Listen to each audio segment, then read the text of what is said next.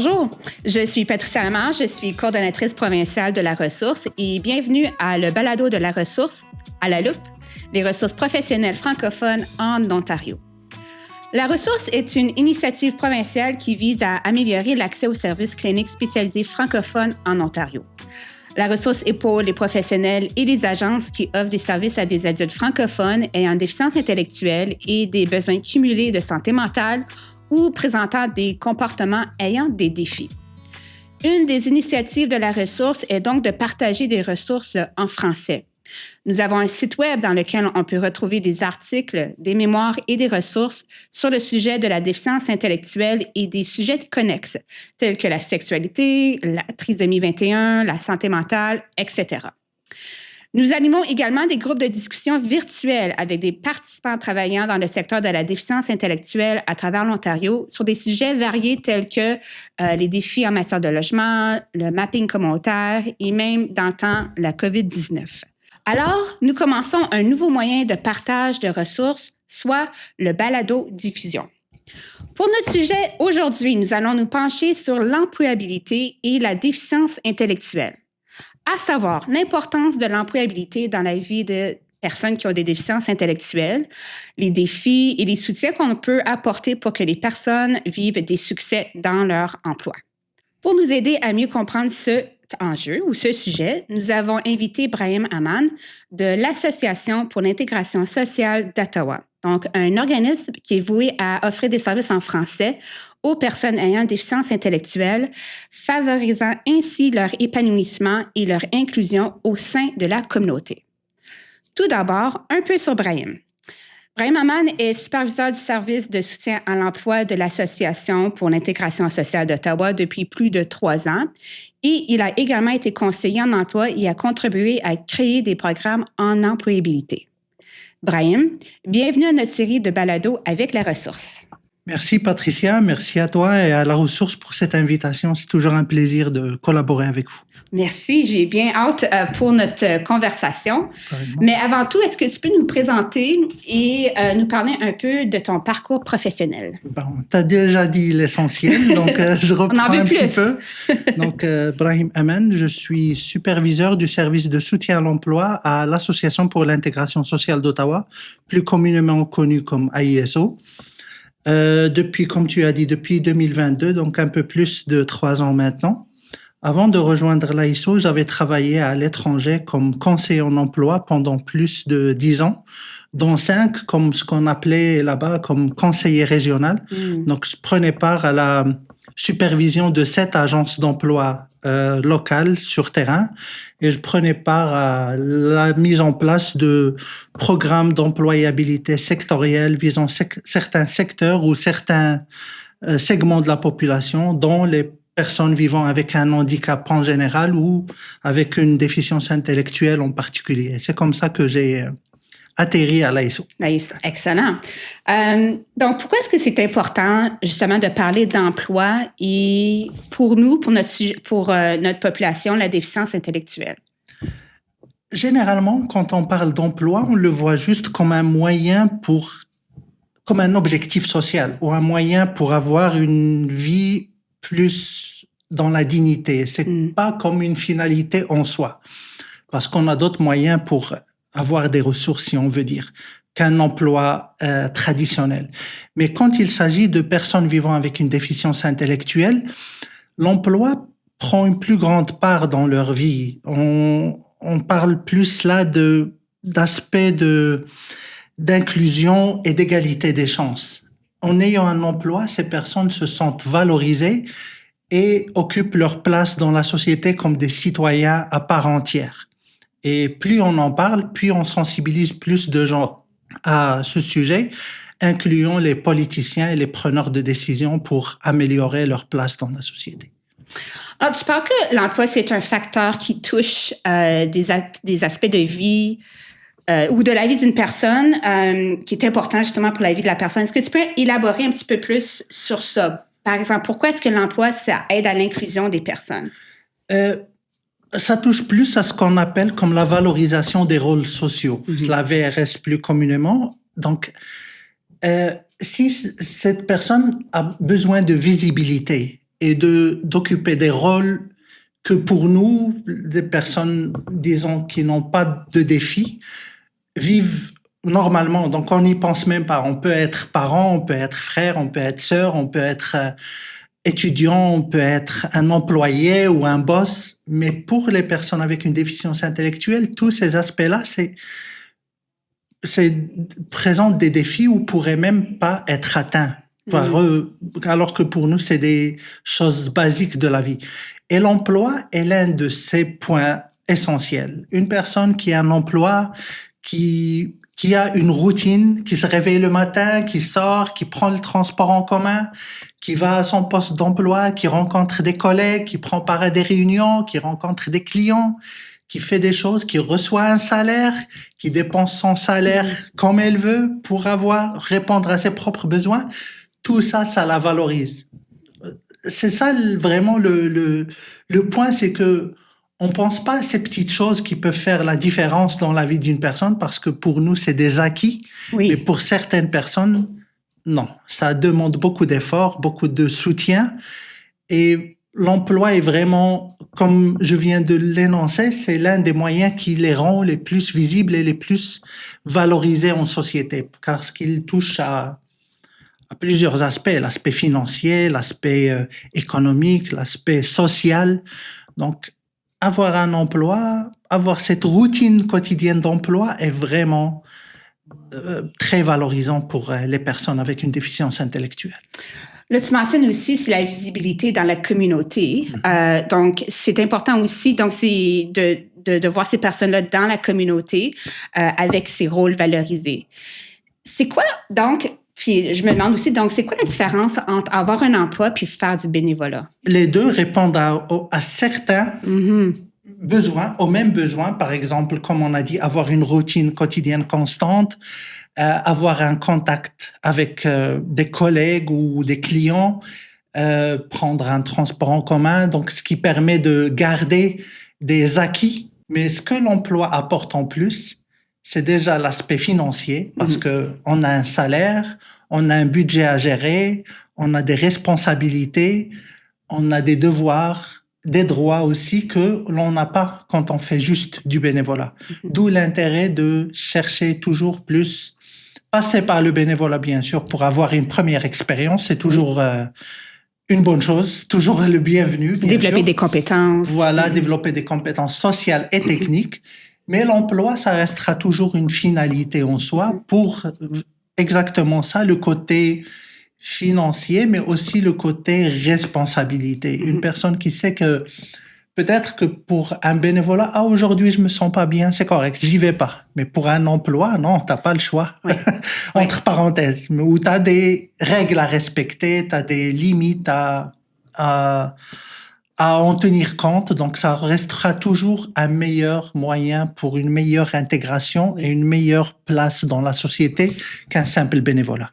Plus de responsabilités. Ouais. Voilà, plus de ressources, des ressources qu'on reçoit et qu'on utilise. Donc, ça aussi, c'est un aspect social très important. Donc, puis aussi, tu as mentionné aussi l'aspect financier. Donc, c'est comme on ajoute à l'économie de la communauté, voilà, de la région. C'est des personnes qui payent leurs impôts comme tout le monde, qui font leurs achats comme tout le monde, qui vont aller créer un compte bancaire, qui vont utiliser cet argent pour faire des loisirs. Donc, c'est des personnes en plus dans le système économique de la communauté et du pays. Donc, c'est un rôle qui est valorisé. Oui, il est employé, mais il y a aussi une personne qui va à la banque, une personne qui va peut-être rencontrer d'autres personnes. Voilà. Qui va payer un loyer, qui va payer des impôts, qui va... utilisateur d'un transport en commun ou même avoir sa propre voiture. Oui, donc avoir un emploi, disons qu'au lieu d'avoir des personnes avec déficience qui vivent, par exemple, grâce à l'aide de POSPH, ou DSP, comme on appelle ça, l'aide sociale pour les personnes en situation de handicap, pour ceux qui peuvent travailler, ça sera toujours un plus, un plus grand plus pour la société et la communauté. Donc, tout le monde y gagne en les intégrant complètement dans la communauté, comme des citoyens à part entière, comme on a dit au début. Absolument. Donc, les bienfaits, on a touché vraiment justement c'est quoi les bienfaits d'avoir un emploi, mais justement pour accéder à ces emplois-là, c'est quoi les principaux obstacles que ces personnes rencontrent pour la recherche d'emploi? On peut en citer plusieurs, comme tu peux t'en douter. Oui, absolument. Je commencerai par le plus évident toujours, c'est les stéréotypes et les préjugés que ces personnes-là auxquels doivent faire face au quotidien et surtout en milieu de travail. Ça peut venir d'amalgames qu'on a par rapport à d'autres soucis, comme les soucis liés à la santé mentale. Donc, les gens pensent que c'est des personnes qui sont violentes ou qui ne comprendront pas ce qu'on leur demande de faire. Donc, c'est une méconnaissance de la déficience intellectuelle en général qui cause ça, et ça reste l'un des principaux obstacles à leur intégration en emploi. Donc, c'est vraiment des stéréotypes qu'on doit tous travailler à combattre. Le deuxième, je dirais aussi, c'est un manque d'adaptation des moyens mis à leur disposition tout au long du processus d'accès à l'emploi. Que ce soit dès le début, les personnes avec déficience intellectuelle, même si la loi exige une accommodation, comme on dit, du processus de recrutement pour toute personne avec un handicap, mais la déficience intellectuelle, dans beaucoup de cas, reste comme un handicap invisible. Donc, et comme on peut accommoder facilement, disons, facilement une personne qui a un souci d'accessibilité ou un handicap sensoriel, pour une personne ayant une déficience intellectuelle, ils font généralement face au même processus que monsieur et madame tout le monde. Donc, ils doivent répondre aux mêmes questions, remplir les mêmes formulaires, passer par les mêmes processus d'application en ligne. C'est des choses qui sont assez difficiles pour les personnes ayant une déficience intellectuelle. Même pour n'importe qui. Ça peut être c'est ça, exactement. Des fois, juste au téléphone, ça devient... On s'y perd. Donc, imaginez quelqu'un qui a des facultés intellectuelles moins développées ou qui a besoin de plus de temps ou de soutien ou d'outils plus simplifiés. C'est tout. Des fois, c'est juste des questions plus simples, des formulaires plus simples, ou au lieu de que ça soit écrit, que ça soit oral, ce genre de choses. Donc, c'est des choses faciles. Et des fois, même si on arrive, grâce à l'aide des organismes communautaires comme l'AISO et autres, à passer ces obstacles-là, parce que c'est notre rôle de les épauler tout au long de ce processus. Une fois qu'on arrive à obtenir l'emploi, c'est encore la même chose. Il faut adapter le poste de travail, les outils. Des fois, c'est des personnes qui sont très bonnes à l'oral, mais qui ne savent pas lire ou qui ont besoin, comme j'ai dit, d'outils simplifiés. Donc, je te donne un exemple. Juste un horaire, un emploi du temps. Tu travailles de telle heure à telle heure. S'ils le voient sur un tableau général avec l'ensemble des employés de l'équipe, ils peuvent peut-être pas comprendre quoi lire parce que c'est des lignes croisées qu'il faut interpréter, alors qu'on peut juste prendre la ligne de l'employé, lui imprimer sur une seule feuille. Voici la journée, voici ton horaire, voici ton nom. C'est plus simple comme ça. Mais des fois, pour que l'employeur prenne cette initiative, il faut le lui demander. Donc, ça ne vient pas naturellement encore. Non, c'est vrai. Il y a aussi, comme j'ai dit, c'est des personnes qui vivent avec un manque d'autonomie et de compétences sociales. Donc, ils ont besoin qu'on soit conscient de ces limitations-là dans nos interactions avec eux. Donc, une fois sur le poste de travail, il faut que toute l'équipe et la supervision soient au courant de la situation de la personne et des moyens de l'épauler de la meilleure façon possible. Donc, comme j'ai dit, ça peut aller juste de la façon dont on lui parle, de la façon de donner des tâches. Au lieu de lui donner 10 tâches à la fois, voici tes tâches pour la journée, on commence une par une. Donc, c'est ça. C'est des limitations liées à leur déficience intellectuelle qu'on peut facilement accommoder, mais que, comme j'ai dit, ça ne vient pas naturellement encore sur un milieu de travail.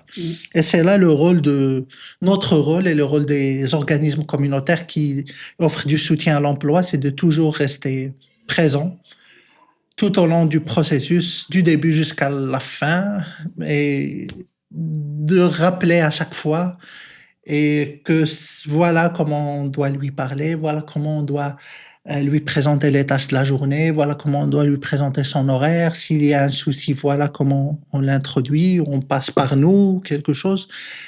Si jamais il y a un changement de superviseur, il faut tout reprendre à la fois. Donc, c'est ça. Et n'oublions pas que nous sommes à Ottawa, donc nous sommes sur une ville bilingue. Donc aussi, comme nous sommes des organismes qui accompagnent des personnes principalement francophones, dans le cas où la personne n'est pas bilingue, c'est un vrai frein à l'emploi également. Tu as mentionné aussi les stigmas que les gens font face, puis comment les organismes comme l'AISO peuvent soutenir les personnes. Donc, est-ce que tu peux nous expliquer, grosso modo, comment, dès le début, comment est-ce qu'on peut bien soutenir, développer les compétences des personnes pour même au début, là, comme accéder à une entrevue, les supporter dans leur emploi et ainsi de suite. Comment est-ce que vous faites ça à l'AISO? Donc, c'est tout un processus. La première des choses, pour bien soutenir une personne, il faut bien connaître la personne. Donc, c'est toujours la première étape, c'est d'évaluer les besoins de la personne. Une fois qu'on reçoit un nouveau profil, une nouvelle personne, donc on fait une rencontre, plusieurs rencontres avec la personne, mais aussi son entourage, que ce soit la famille directe. On est ouvert même à rencontrer ses accompagnateurs, s'il a d'autres accompagnateurs dans d'autres aspects de sa vie, hors que l'emploi, des personnes proches, amis ou autres, juste pour mieux connaître la personne. Donc là, on parle plus d'une approche centrée sur la personne. C'est quoi qui fait de cette personne qu'elle est unique? La déficience intellectuelle varie d'une personne à l'autre. Absolument. Les outils aussi varient d'une personne à l'autre. Donc, c'est vraiment une étape très essentielle, c'est de bien connaître la personne. On commence par connaître son historique.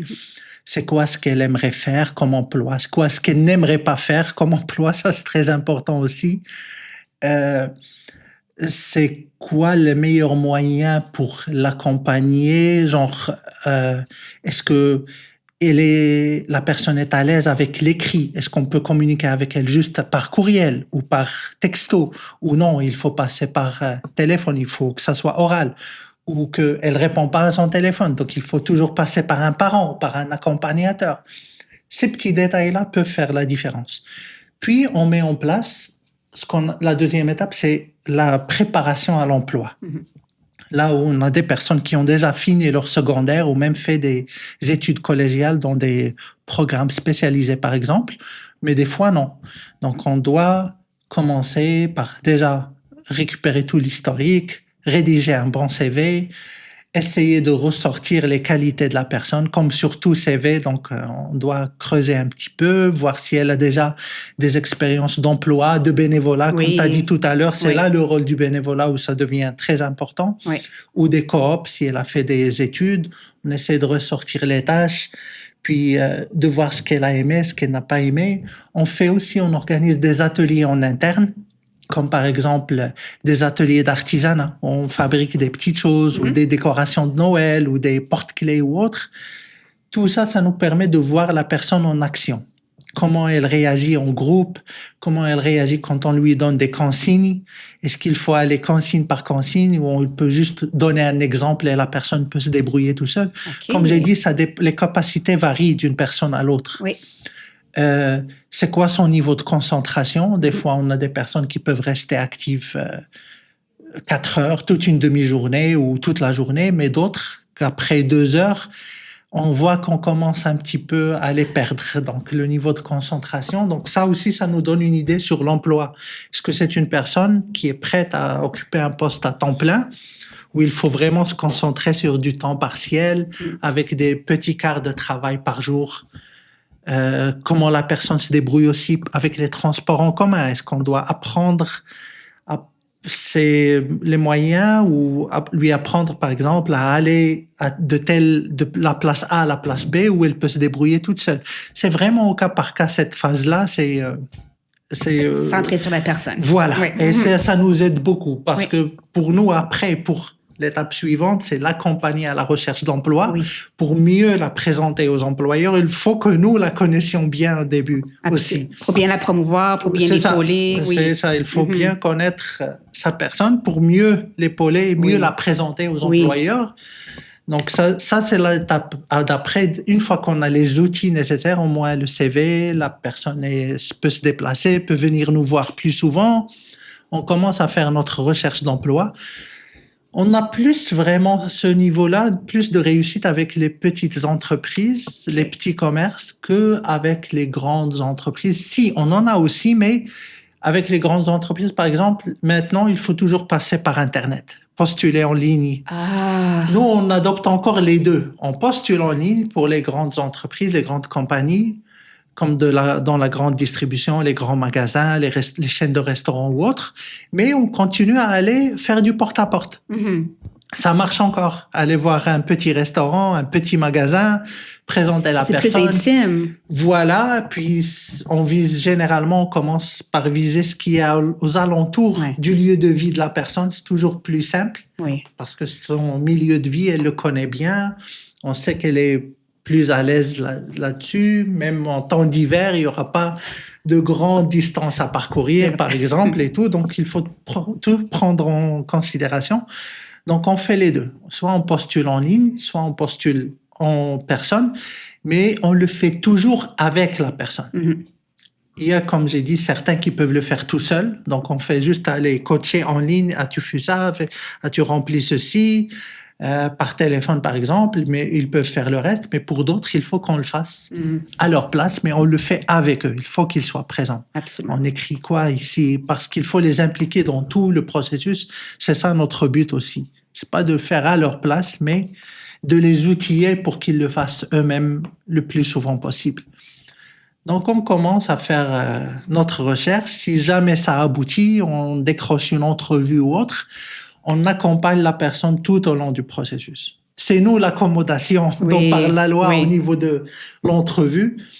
La personne a droit à un conseiller qui soit présent avec elle. Comme j'ai dit, on répond pas à leur place, mais on reformule une question, on facilite, on fait des rappels, par exemple. Parle-moi de tes expériences. La personne peut parler de l'expérience qu'il a le plus marquée ou qu'elle a le plus aimée, mais peut-être ce n'est pas la meilleure expérience ou l'expérience la plus pertinente pour ce poste-là.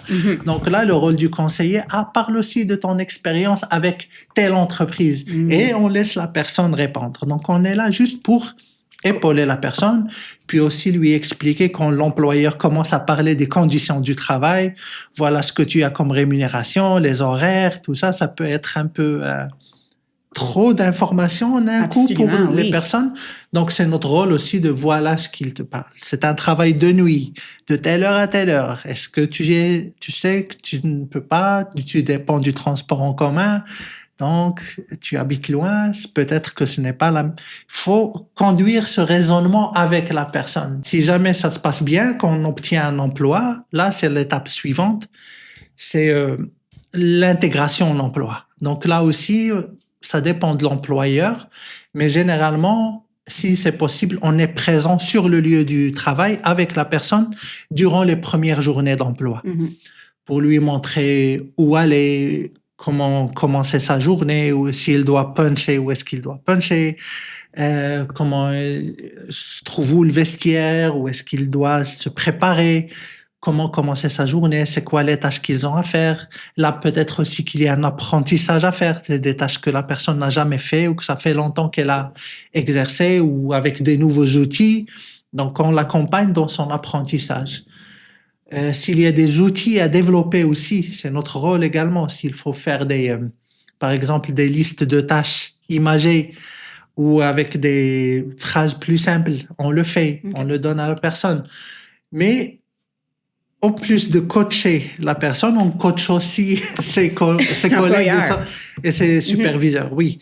Voici comment faire. Pour lui donner son horaire, vaut mieux lui envoyer juste par texto ou lui imprimer, comme j'ai dit tout à l'heure, juste la ligne de la personne, pas avec toute la liste des autres collègues. ou vaut mieux nous l'envoyer à nous. Nous, on va lui communiquer, lui faire des rappels parce qu'il y a certaines personnes qui ont besoin de rappels. Tu travailles aujourd'hui, tu travailles vendredi. Donc, ce genre de choses. On ne lâche pas la personne jusqu'à ce qu'on sache que c'est bon, tout l'apprentissage s'est bien fait, elle est capable de faire ses tâches, l'employeur est satisfait, la personne est satisfaite et on reste en arrière-plan au besoin. Oui. Puisque ça, c'est la 5e et la dernière étape de l'accompagnement, c'est la pérennisation de l'emploi. On ne ferme pas un dossier une fois qu'on a trouvé un emploi, on continue à épauler la personne. Comme tu as dit tout à l'heure, là après, c'est l'aspect financier qui rentre en jeu. C'est vrai. C'est la continuité, c'est la routine, c'est la motivation.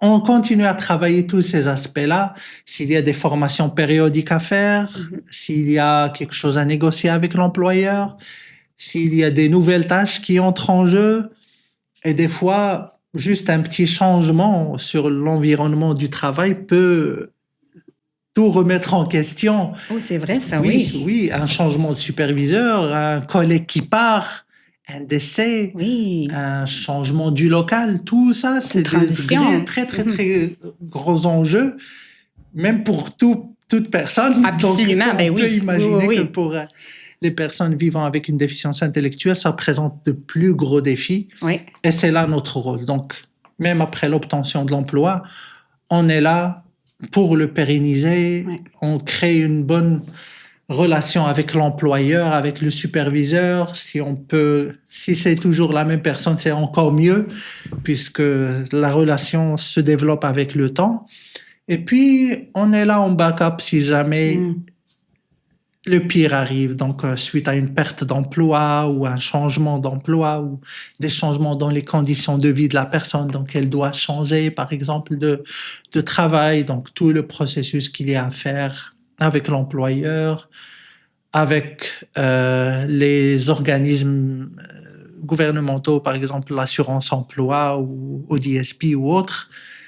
Tout ça, ça relève de nous aussi d'aider la personne là-dedans.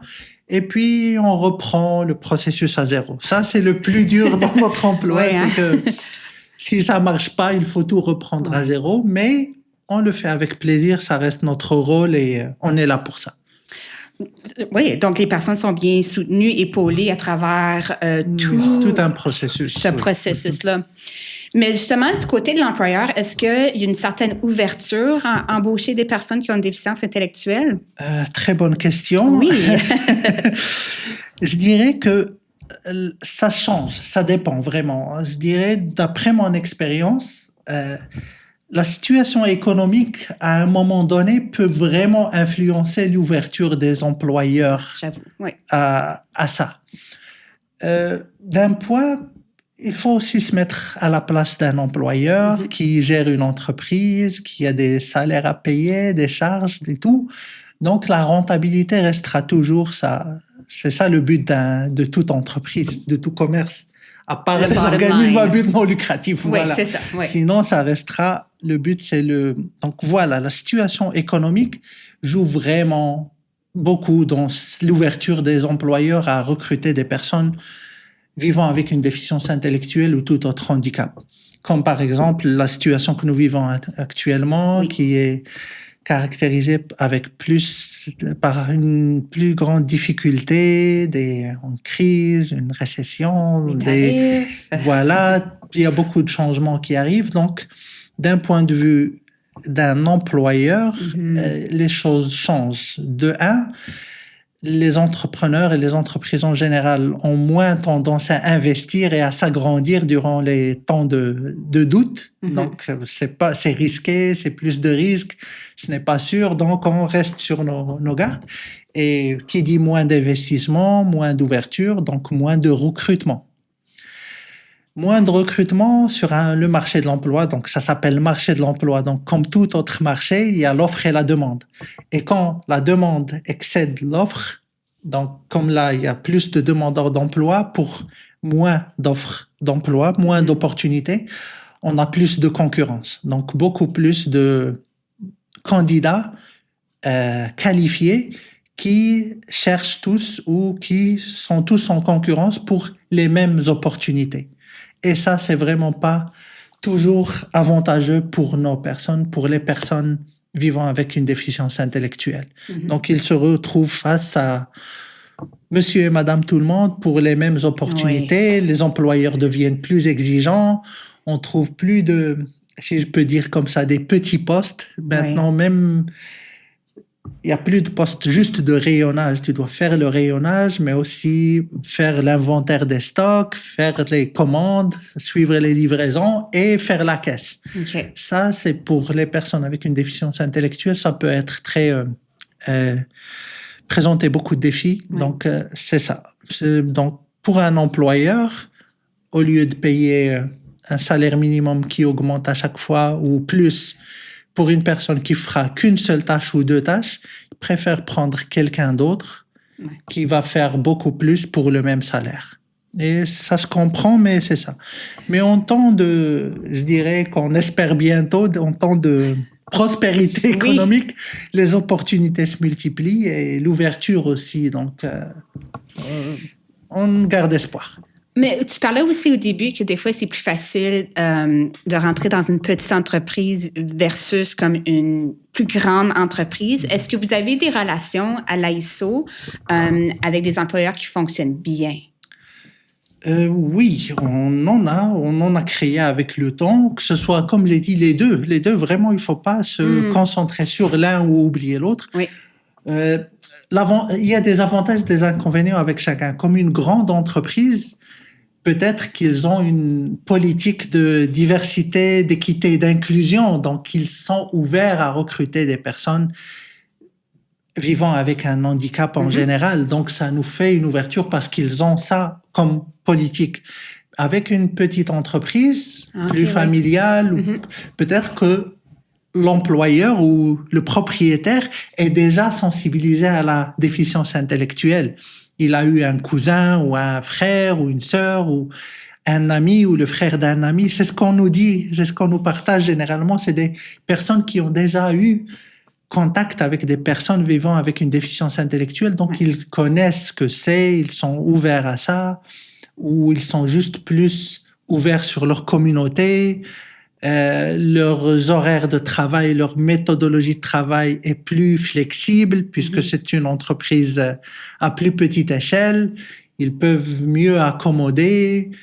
Donc, c'est ça. Et avec le temps, on réussit à lier ces liens, comme tu dis, que ce soit avec des grandes entreprises, des responsables de ressources humaines, ou si on a un employeur, comme on a beaucoup qui travaillent depuis longtemps dans tel ou tel endroit, donc l'entreprise devient plus ouverte à nous accueillir avec de nouvelles personnes. Mais on est toujours à la recherche de nouveaux partenaires. Donc, si tu en as, n'hésite pas à me les partager. On peut partager à travers la province, surtout ici à Ottawa. Mais est-ce que tu peux aussi nous raconter une histoire inspirante d'une personne qui a trouvé un emploi qui était épanouissant pour elle? On en a plusieurs, franchement. Donc, directement, je penserais à une personne, une dame, qui est maintenant la douanière de son équipe, qui travaille dans le même poste depuis 2004. Donc, ça fait 22 ans maintenant. Alors, elle est très appréciée. Elle a commencé ce travail suite à une initiative gouvernementale dans le secteur du recyclage du matériel informatique, de la réhabilitation de matériel informatique.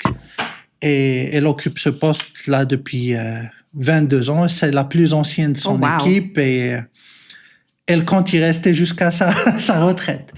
Puis aussi, je pense à 2 autres cas où les personnes travaillent maintenant depuis 2016, les deux. C'est pas le même employeur, mais je voulais parler de ces 2 cas parce que on voit une vraie relation créée entre la personne et l'employeur. Les employeurs nous disent qu'on remarque leur absence quand ils ne sont pas là, ils font partie de l'équipe, leurs tâches sont bien définies, mais aussi l'employeur s'occupe de ces personnes au-delà de l'emploi.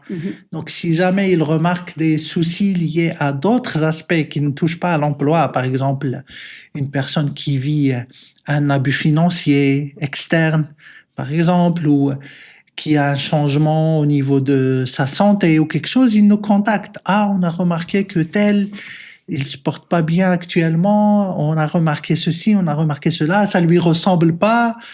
Est-ce que vous pouvez voir qu'est-ce qui se passe? Donc là, c'est ça aussi. Si la personne n'a pas d'autres services que le soutien à l'emploi, on intervient aussi sur ces aspects-là. Donc on essaie d'épauler la personne du mieux qu'on peut, parce que oui, si c'est un autre aspect, oui, c'est pas l'emploi direct, mais les retombées toucheront à l'emploi après. Si la personne se porte pas bien, ça se verra sur la qualité de son travail et tout. Puis on peut voir que c'est les rôles qui sont valorisés, qui sont développés. C'est autre que juste l'employeur ou l'employé. La personne est plus que l'employé. C'est une amie. C'est ça, c'est un collègue. On prend soin les uns des autres et c'est ça vraiment le but. Une fois qu'on a atteint ça, c'est ça la valorisation. Il fait partie de l'équipe. C'est le but ultime, absolument. C'est le but ultime, c'est fantastique. Donc, on a parlé de stigma, où est-ce que les employeurs ont une certaine réticence à embaucher des personnes. Mais parlons un petit peu comme qu'est-ce que les personnes qui ont des déficiences intellectuelles apportent à leur milieu de travail, leur qualité, leurs compétences? Alors, je peux t'en citer plusieurs, mais voilà, comme en partir des histoires que j'ai dit là, c'est vraiment une fois qu'on a réussi à créer ce lien de confiance et à faire une bonne intégration, que l'entreprise se sent bien avec la personne et que la personne se sent bien avec l'entreprise, c'est vraiment des employés qui présentent une très, très grande fiabilité. Ils ne ratent pas un quart de travail s'il n'y a vraiment pas une obligation, une urgence ou quelque chose. C'est des personnes vraiment très motivées. L'emploi devient une finalité. Ce n'est pas juste un moyen, mais vraiment... Je vais aller parce que je veux y aller, je me sens bien là-bas, donc ils sont toujours motivés pour travailler. Puis c'est des personnes vraiment qui développent une réelle loyauté envers l'entreprise et envers leur équipe. Donc une fois qu'ils s'y sentent faisant partie de cette équipe, c'est pour la vie. Des fois on le voit juste pour un bénévolat. La personne ne veut plus quitter un bénévolat pendant des années, mais c'est ça, elle fait partie maintenant. Oui, c'est de la famille, c'est des relations. Ça devient de la famille, donc Et le plus important, je dirais, ce qu'apportent ces personnes à un milieu de travail, c'est qu'ils rendent le milieu de travail plus accueillant et plus inclusif. Oui. Avec le temps, accueillir une personne avec une déficience intellectuelle devient une partie de la culture de l'entreprise. Et à la fin, c'est bénéfique pour tout le monde. Aujourd'hui, on est en forme. Demain, personne n'est à l'abri d'un petit souci de santé ou autre qui peut nuire à nos capacités. Donc, si on est déjà dans un lieu accueillant, habitué à accueillir des personnes ayant des défis, donc ça devient facile à tout le monde après. Donc, ça bénéficie vraiment à l'ensemble de l'équipe et l'ensemble de l'entreprise. On développe l'empathie, l'équité, on devient plus inclusif, on est ouvert à plus de diversité au niveau de l'équipe de travail. Ça ne peut être qu'enrichissant en fin de compte. Absolument. Donc, avec tout ça, quel changement est-ce que tu aimerais voir dans les prochaines années, disons, pour favoriser un meilleur accès à l'emploi pour des personnes qui ont des déficiences intellectuelles, mais aussi pour n'importe qui sont dans des situations d'handicap? Alors, je commencerai par ce qu'on a cité comme tout à l'heure comme obstacle, je dirais plus d'adaptation au niveau des processus d'accueil d'emploi, que ça devient naturel, qu'on n'est pas... si on s'approche d'un employeur, c'est une personne ayant une déficience intellectuelle, ok, j'ai les outils déjà prêts, j'ai un questionnaire adapté, j'ai un guide d'entretien adapté, j'ai des formulaires adaptés, ça serait une très bonne chose. Que ce soit pour n'importe qui, que selon le défi qu'ils ont.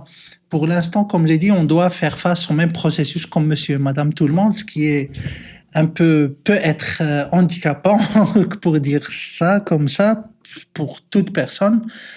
Donc, plus d'adaptabilité, d'adaptation, d'accommodation dans tout le processus d'emploi, ça serait une très belle chose. La deuxième des choses, je dirais, surtout comme on a cité que la situation économique peut vraiment influencer sur l'ouverture des employeurs et leur disposition à accueillir des personnes en situation de handicap, avoir plus d'incitation du côté gouvernemental, ça serait toujours appréciable. Des encouragements, que ce soit d'ordre financier ou fiscal, ça sera toujours un plus pour l'employeur et pour l'entreprise, pour la personne et pour la société en général. Et je dirais une troisième chose, c'est plus de parcours de formation et de scolarité adaptés aux besoins des personnes. Oui, on a des programmes scolaires au secondaire ou même au niveau du collège qui sont destinés aux personnes ayant une déficience intellectuelle, mais on voit que c'est des programmes généralistes qui forment des personnes avec des compétences générales, mais qui ne leur donnent pas une spécialisation dans un métier, par exemple, spécialisé. Si dans le futur, on peut développer ça, donc des parcours de formation spécialisés, mais adaptés aux personnes ayant des défis ou des limitations, ça sera toujours très appréciable.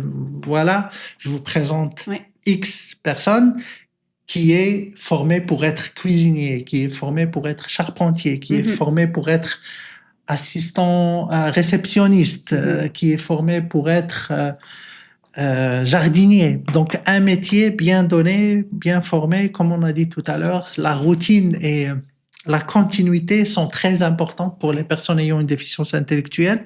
Donc, si on peut trouver ce qu'ils aiment dès le début et avoir le choix qu'ils développent ces aptitudes-là dès l'école, pour avoir un métier, ça sera beaucoup plus facile pour les intégrer sur le marché de l'emploi ultérieurement. Mais avec tout ça, donc ça serait quoi le rôle justement de travailler ensemble avec les organismes communautaires, les gouvernements, les entreprises? Qu'est-ce qu'on peut faire ensemble? Ça, c'est sûr, c'est sûr. On ne peut pas travailler chacun de son côté ou travailler en silo, comme tu dis. C'est un travail à faire en commun. Chacun a son rôle, mais c'est des rôles vraiment entreliés et complémentaires.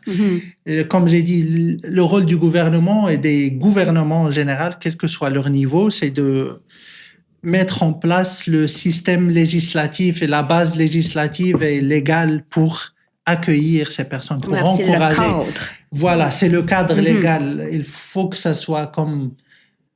On ne veut pas aller vers tout ce qui est obligatoire tout le temps, mais vraiment qu'il y ait des encouragements, des incitations. Il y a la loi canadienne pour l'accommodation, comme j'ai dit, qui impose une accommodation. Mais quel type d'accommodation, ce n'est pas cité. C'est à nous de le discuter avec les employeurs entre les employeurs et les organismes communautaires. Le rôle, c'est ça à quoi je voulais en venir. Le rôle des organismes communautaires, c'est exactement ça, c'est de continuer de développer des outils d'accompagnement, d'accompagner chaque personne comme on a dit, un accompagnement axé sur la personne, de continuer aussi à militer auprès des gouvernements, de rapporter ce qui se passe sur le terrain au ministère et au gouvernement et prendre part au développement de ces lois et de ce cadre législatif, comme on a dit. Et le rôle des employeurs, c'est toujours vraiment de rester ouvert à cette inclusion, d'adopter une approche sociale, inclusive, de mettre en place des politiques qui protègent les droits des employés, quels que soient les défis auxquels ils font face, et d'être aussi un facteur dans cet engrenage-là pour que la roue tourne pour tout le monde, comme on dit. Donc, ça ne sera que bénéfique pour chacun à la fin. Il y a des biens. Je vois aucun... Comment on dit? C'est juste des bienfaits, vraiment, juste de travailler ensemble, justement pour améliorer l'accès à l'employabilité pour les personnes qui ont une déficience intellectuelle ou n'importe quelle personne qui sont dans des situations de handicap. C'est ça. Ça me fait penser un petit peu aux aux initiatives de l'impact collectif. L'impact collectif, c'est vraiment pour résoudre des enjeux systémiques dans la communauté. On travaille avec plusieurs organismes, agences gouvernementaux et ainsi de suite pour... on a le même but ultime, disons, mais on travaille de façon différente. Donc, ça serait de travailler, oui, de nos façons différentes, mais ensemble pour atteindre le but ultime de... soutenir les personnes dans l'employabilité. Fait que, on le travaille différemment, hein, mais le but ultime... Le but ultime reste le même. Oui, c'est de travailler ensemble. Alors, Brahim, la dernière question. Dans une phrase ou deux, quelle est la ressource, soit une idée ou une réflexion que tu aimerais partager avec nos auditeurs?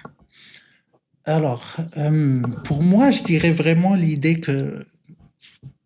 qui me ressort toujours quand on parle d'inclusion, d'accompagnement de personnes qui font face à des défis. Je dirais que pour qu'une société plus inclusive, c'est une société qui vise l'équité et non l'égalité. Je m'explique. Oui. On est tous égaux, ça c'est indéniable, mais on ne n'est pas tous, on a tous les mêmes objectifs, voilà, mais on ne part pas tous du même point de départ. Mm-hmm. Certains de nous ont plus de défis et ont besoin de plus d'accompagnement et d'aide pour atteindre les mêmes objectifs. Donc, si en société, ça devient notre créneau à tous, notre idée à tous, on y croit tous, c'est que ça doit être équitable, qu'on accepte que certains reçoivent plus pour atteindre les mêmes objectifs que certains pourront atteindre sans aucune aide. Mm-hmm. C'est là où on atteindra vraiment, où on créera vraiment une société équitable et égale pour tous. Merci beaucoup, Brahim. Merci à toi, c'est vraiment très apprécié. Donc, ce qui me retient, désolée, c'est que l'employabilité, c'est un aspect qui est important pour l'épanouissement et l'inclusion et l'équité des personnes dans leur communauté. Il faut travailler ensemble, les agences, les communautés et les employeurs, afin de mieux accommoder et accueillir les personnes dans un emploi et donc dans leur communauté. Pour les auditeurs, on a d'autres balados en vue dans les prochains mois, entre autres sur le logement, ainsi que sur qu'est-ce que ça veut dire d'être bien chez soi. Pour l'instant, les balados sont disponibles sur Spotify, Amazon Prime et Apple, et les liens des balados sont partagés via notre site web et l'infolettre de la ressource. Un gros merci aux auditeurs de votre écoute. Encore une fois, merci Brahim. Merci.